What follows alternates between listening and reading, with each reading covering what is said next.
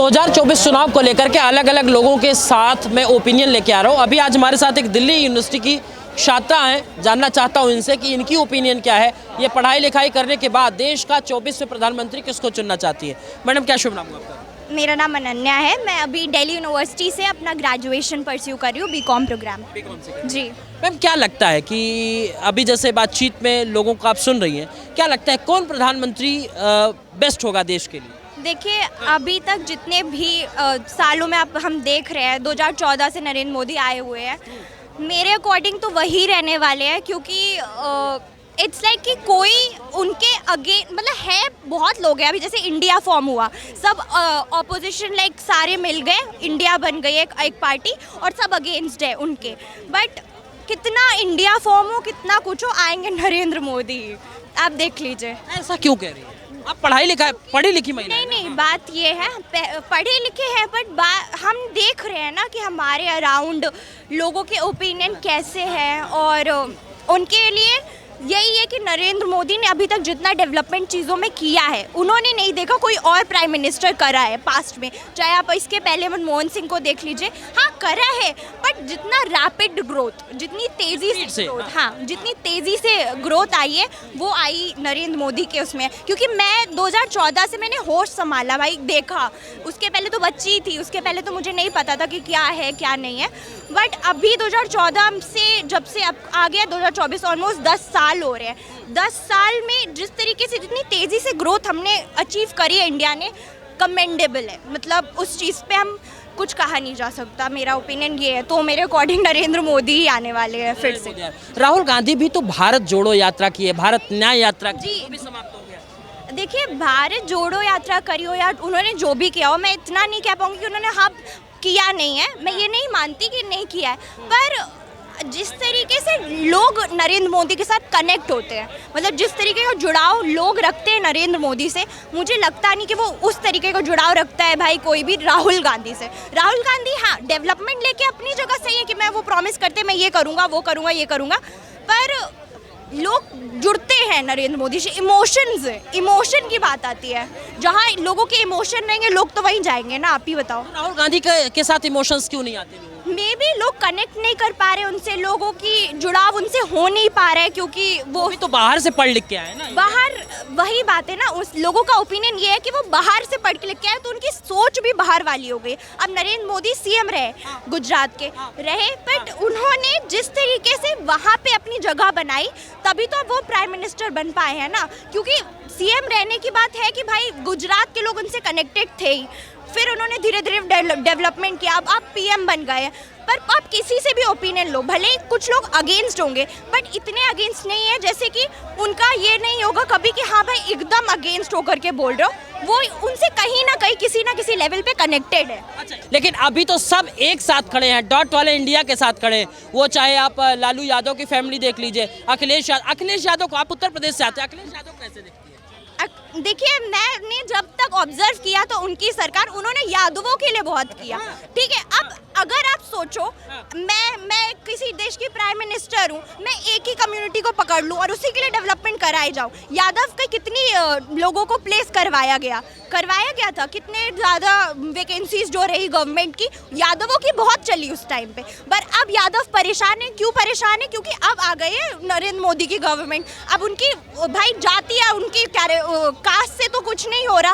आपके ऊपर अगर आप में अनुभव, आपके अंदर स्किल्स है, आपके अंदर काबिलियत है, तो आपको ज़रूर से जॉब मिलेगी। आपको ज़रूर से आपकी काबिलियत के अकॉर्डिंग आपको कोई इंसान एक पोजीशन पे वो करेगा। यही आरोप तो मोदी के ऊपर भी लगता है ना। जैसा उनके ऊपर आपने कहा कि यादव को लेकर के आरोप लगता है, वैसा मोदी पे भी लगता है कि जब से 2014 के बाद से देश में आए हैं, भाईचारा खत्म हो गया, हिंदू मुसलमान होने लगा।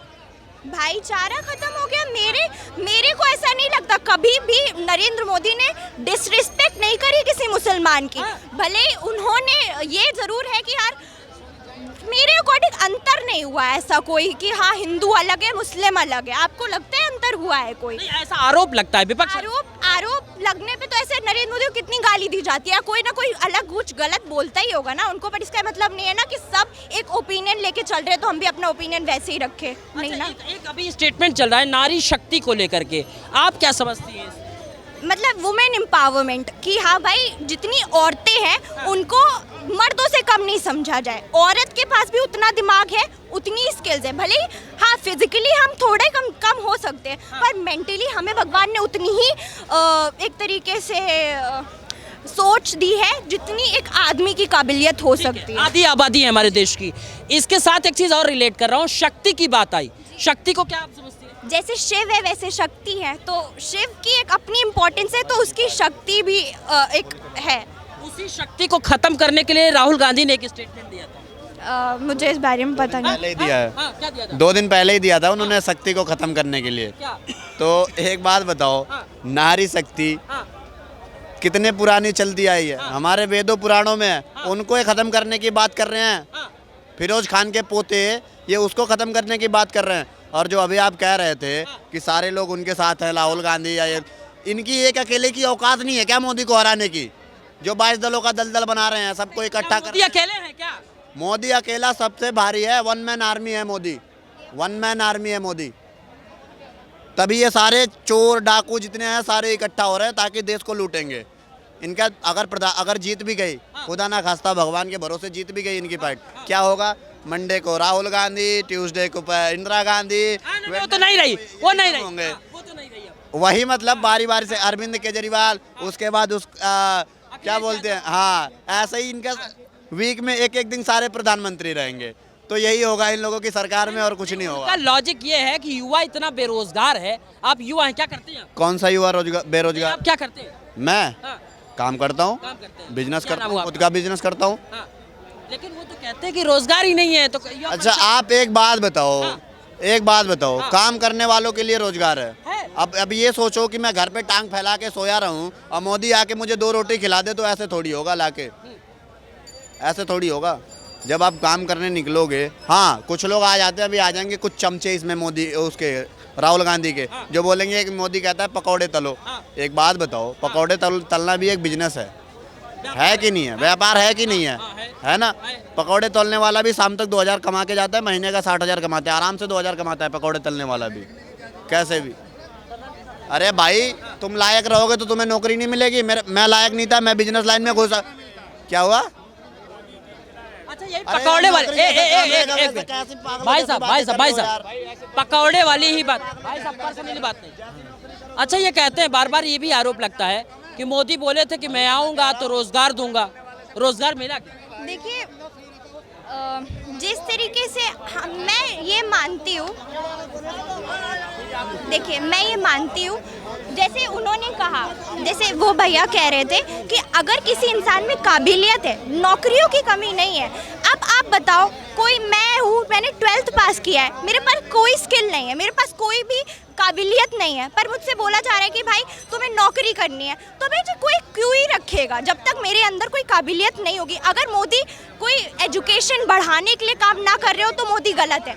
आप ही बताओ, मोदी ने मेक इन इंडिया स्टार्ट किया, उन्होंने बोला कि भाई अपना खुद का बिजनेस स्टार्ट करो, आप अपना बिजनेस करोगे आप खुद रोजगार दोगे। उन्होंने ऐसा नहीं किया है कि यार लोगों को कुछ एक नया माइंडसेट नहीं दिया। आप बताओ इसके पहले कौन सी सरकार ने लोगों को ऐसा माइंडसेट दिया कि भाई कुछ अपना स्टार्ट करो, लोगों को अपने नीचे रखो, पर किसी के नीचे काम मत करो? किसी ने किया था? सहमति है भाई, सहमति है किसी की? बताओ, बिल्कुल सहमति है, बिल्कुल सहमति है। बताइए, इसके पहले नहीं हुआ था ना। बात ये है कि अब मोदी कहते हैं कि चलो तुम्हें नौकरी करनी है, पर उस काबिल तो बनो कि नौकरी दे कोई इंसान।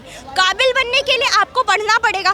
पहले एजुकेशन पे ना तो कोई बात करता था, ना तो कोई कहता था कि भाई तुम्हें अपनी एजुकेशन पे ध्यान रखना है या पढ़ना है या लिखना है, कुछ नहीं।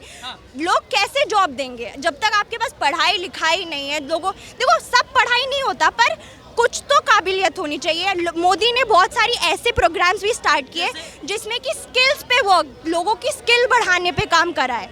जैसे भाई स्किल इंडिया भी आया था, उसमें क्या था कि वो अलग अलग लोगों को अलग अलग स्किल्स प्रोवाइड कर रहे थे जिससे कि वो नौकरी कर सके। तो अगर उनको ये सब चीज़ें प्रोवाइड की जाएंगी तो एक टाइम बाद उन्हें नौकरी भी मिलेगी। अब आप फ्री में सोचो कि नौकरियाँ कोई बांटे, तो ऐसा नहीं है, आपको उसके काबिल बनना पड़ेगा। नहीं, आरोप ये भी लग जाता है विपक्ष का, जैसा चाचा अभी बोल रहे हैं, आरोप ये लग जाता है कि मोदी 14 के समय आते समय कहते कि मैं आऊँगा तो लाखों लाख नौकरियाँ दे के जाऊँगा। देखिए वो जो ऐसे तो मैं मानती हूँ कि कोई भी पार्टी आती है 100 तरीके के वादे करती है जब उसमें पावर में आना रहता है, पर वो वादे ही रहते हैं। हाँ एक युवा है। हाँ भाई क्या कह रहे थे? नहीं हम कुछ नहीं कह रहे भैया, हम आपसे बात नहीं मैं तबीयत ठीक है, चलिए। अच्छे से कमिटमेंट करेंगे।